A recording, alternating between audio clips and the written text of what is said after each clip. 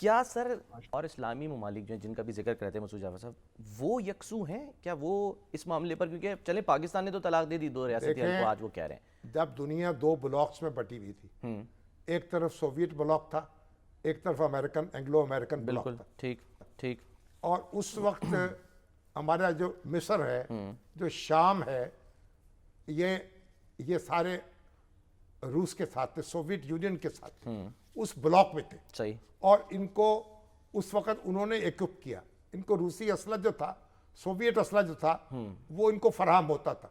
اور پھر اس وقت جمال عبد الناصر جو تھے، جب صدر تھے مصر کے، اور ان کا جو ڈنکا بجتا تھا اور پورے عالم عرب کی آواز تھے، جن سے خود عرب حکومتیں کپ کپاتی تھی، اس قدر ان کی دہشت تھی اور اس قدر ان کی مقبولیت تھی. جب انہوں نے اسرائیل کے ساتھ ان کو جنگ کا آغاز ہوا تو آپ دیکھیں کہ ان کے جو جتنے جہاز تھے ان کے پاس، مگ طیارے، وہ سارے ایک جگہ کھڑے کیے گئے تھے، ایک اڈے پر. صحیح. اسرائیل نے اس اڈے پہ حملہ کیا اور سارے جہاز تباہ کر دیے، اور اس کے بعد مصر کو ہزیمت اٹھانی پڑی. وہ جنگ جو تھی وہ ایک اسرائیل کے لیے پیش قدمی کا ذریعہ بن گئی. ٹھیک ہے. اس کے بعد انوار السادات بنے مصر کے صدر، اور انوار السادات نے پھر اپنے علاقے جو ہیں بازیاب کرانے کے لیے کام کیا. سینائے پہ قبضہ ہو چکا تھا اسرائیل کا، اور اس وقت بھی شام جو تھا وہ پیش تھا. اور پھر کیا ہوا؟ اس حملے میں دانت کھٹے کر دیے انوار السادات نے. اچھا. اسرائیل کے. ٹھیک ہے. لیکن امریکہ اس کی پشت پہ پورا کھڑا ہو گیا. اس نے اپنے تجوریوں کے منہ کھول دیے، اسلحہ سپلائی شروع کر دی. اس کے بعد انوار السادات بے بس ہو گئے. انہوں نے کہا کہ میں امریکہ سے نہیں لڑ سکتا، اسرائیل سے لڑ سکتا ہوں. تو پھر انہوں نے اپنے طور پر وہ کیمپ ڈیوڈ جو ہے، پھر مذاکرات ہوتے ہیں، مصر نے اپنے طور پر ڈیل کر لی، اپنے علاقہ جو سینائے کا واپس لے لیا. صحیح. اور اس طریقے سے اسرائیل میں عالم عرب جو ہے، پہلے کہتے تھے عرب لیگ جو ہے وہ پوری جو ہے اس سے مفاہمت ہوگی اسرائیل کی. صحیح. لیکن انہوں نے علیحدہ ہو کر اپنا معاملہ کر لیا، سفارتی تعلقات قائم کر لیے.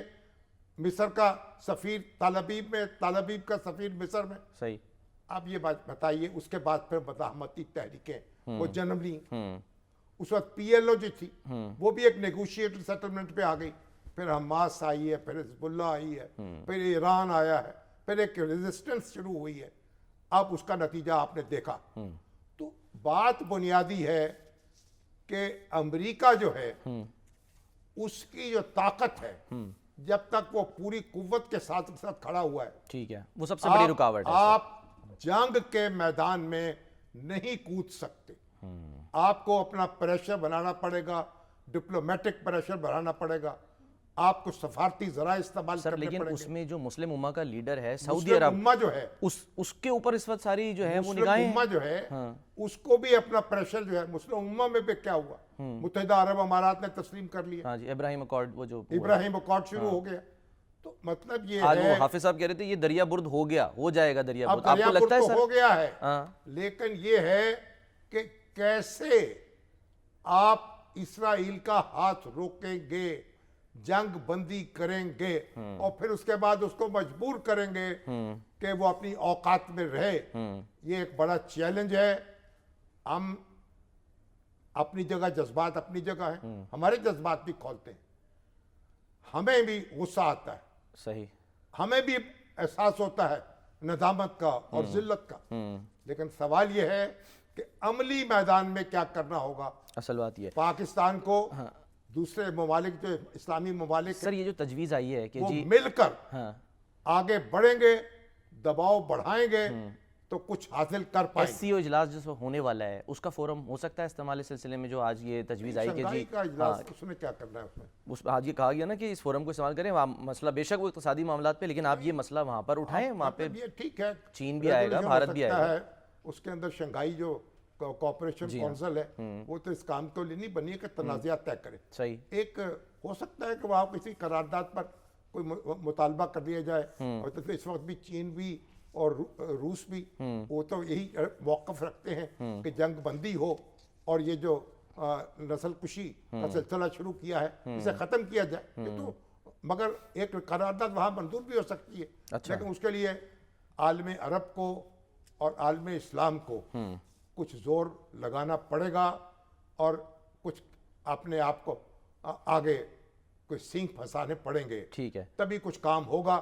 پاکستان جو ہے اپنے بھائیوں کے ساتھ کھڑا ہو سکتا ہے, ان کی منت کر سکتا ہے, ان کو جا کے دلائل پیش کر سکتا ہے, اور پھر یہ ہے کہ جو اپنے بس میں ہے, بس میں یہ ہے کہ یہاں ہم جتنی مادی امداد کر سکتے ہیں, وہ تو جتنی طبی امداد کر سکتے ہیں وہ کر رہے ہیں, وہ کریں, ان کے ساتھ کھڑے ہوں. حماس کا دفتر یہاں پر کھولنے کی بات کیا حافظ صاحب نے, یہ ممکن ہے؟ حماس کا دفتر تو ایک سفیر تو ہے نا یہاں موجود ہے پہلے بھی جی, تو حماس کا دفتر بھی کھل سکتا ہے یہاں, اس میں کوئی ایسی بات نہیں. اچھا. لیکن مسئلہ یہ ہے کہ بنیادی کام جو ہے, یعنی ہم سفارتی ذرائع اور اخلاقی ذرائع سے اور مادی ذرائع سے جو مدد کر سکتے ہیں وہ بہرحال ہمیں کرنی چاہیے. ٹھیک ہے. اچھا سر, آج جب یہ سب ہم دیکھ رہے تھے, تقاریر چل رہی تھیں, تو کچھ ایسا لگ رہا تھا کہ آپس میں بھی جو ہے وہ سکور سیٹل ہو رہے ہیں, کچھ جملے اس طرح کے جو ہے ادا کیے جا رہے ہیں. جیسے علیم خان صاحب جو ہیں انہوں نے کہا کہ جو ملک اندر سے تقسیم ہو جاتے ہیں تو پھر وہ کہیں کے نہیں رہتے, تو وہ اشارہ ظاہر ہے اس طرف تھا. وہی جماعت جو اس اجلاس میں شریک نہیں تھی اس کانفرنس میں. اندر سے جو تقسیم ہے وہ بھی ختم ہونی چاہیے نا. اندر سے جو تقسیم ہے وہ کوئی اچھی بات تو نہیں ہے. ہر چیز کی حدود و قیود ہے نا. ہر لڑائی جو ہے اس کا ایک طریقہ ہے چلن ہے نا. تو اب کی سیاست جو ہے جو کچھ بھی ہو, اس کے بعد اب جو ملک کا مفاد ہے اس کی یکجہتی ہے, اس کو تو بنیادی فوقیت ہونی چاہیے. ابھی تو یہاں تو آپ دیکھ لیجئے جس طریقہ سے ہمارے گنڈا پور صاحب جو ہیں حملہ آور ہوئے ایک لحاظ سے, وہ آئے ہیں جس طرح سے اسلام آباد میں, پھر اس کے بعد ڈی چوک میں پہنچے ہیں کہ نہیں پہنچے. سر اس پر ذرا ہم ڈیٹیل اس پہ ہم بات کریں کہ وہ کہاں غائب ہو جاتے ہیں, دفعہ مشکوک کردار ہے, پھر وہاں چلے گئے. اصل میں ہم دیکھیے ہمیں یہ کام نہیں کرنا کہ ہم نے کوئی مشکوک کردار بتائیں کسی کا یا نہیں بتائیں. بنیادی بات یہ ہے کہ وہ ایک انہوں نے اپنا ایک ولولہ تو انہوں نے پیدا کیا ہے نا, اور ایک اپنے ورکرز میں ارتعاش بھی پیدا کیا.